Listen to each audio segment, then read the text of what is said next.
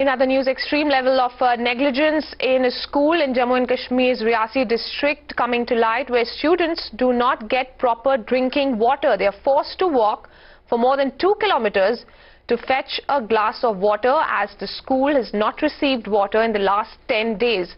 Now, with just one tank in the village, the school receives water only once a month.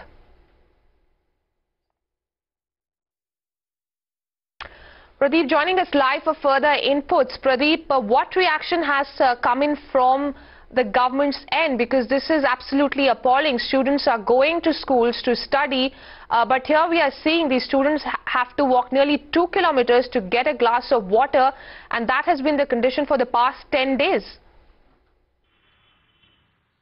Infrastructure in schools seems to be the last priority of the Mehbooba Mufti government. It's a case of misplaced priority. She's more concerned about providing amnesty to stone pelters who had been trying to, in fact, disrupt peace in Jammu and Kashmir. She's more concerned about the inmates in Tihar jail. But she has not tried to focus on this at a time when Prime Minister Narendra Modi is pushing for reforms in education sector in Jammu and Kashmir. You can see the pitiable condition in these schools. Here is a school in the Riyasi district.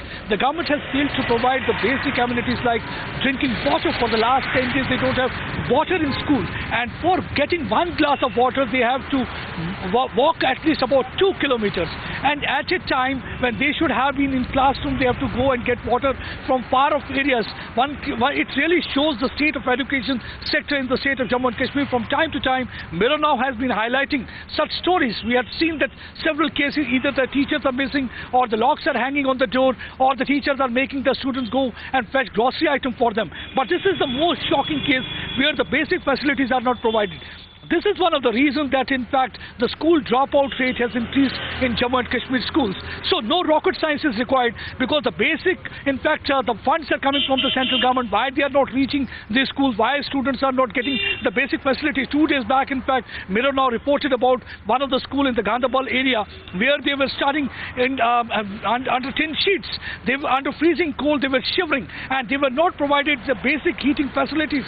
So at a time when the students are not getting the basic facilities, how come you expect that the pass percentage to improve and even the education system to improve in the state of Jammu and Kashmir? This is the time, high time for the Mehbooba Mufti government to wake up from the slumber, initiate action against all those people who are, in fact, turning a blind eye to the problems being faced by the youngsters. And besides this, they also need to ensure that these basic facilities, infrastructure need to be improved in the schools. Already it has been seen, there is a data which shows that, especially in the girls' school, the school dropout rate has increased in those schools where there are no washrooms.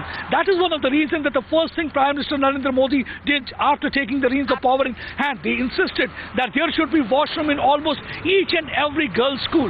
But here in this case, when you don't have water, what the washrooms will be doing? So that is what actually this government needs to look into. They need to have their priorities fixed. They need to look into the focus. They need to focus on this, the future generation. But it seems that they only are concerned about the anti-national forces, and this is one of the reasons that the national forces in the state of Jammu and Kashmir feel demoralized.